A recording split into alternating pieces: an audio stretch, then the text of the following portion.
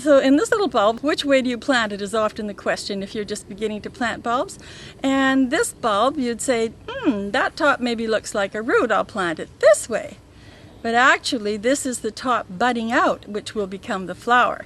So you want to look at the part that's got a peak or a point on it. That's always the upside. And if you turn it over, you'll see sometimes there might be little tiny fuzzy hair on it, but usually it'll just look like an ugly little wart.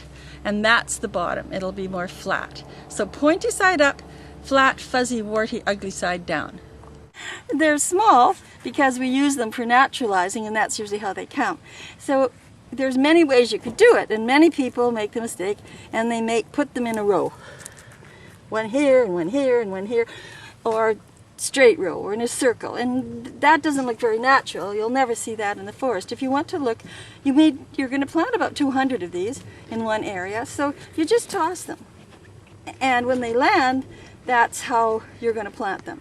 So some will be close together, then there'll be a space, and that's how they would naturally come up in the forest.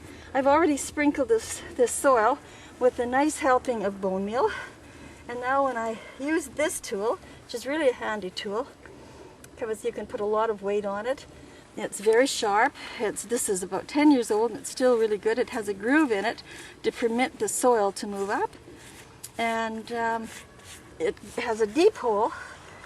Turn it around, and then I always put a little bit in because I don't want any air in there.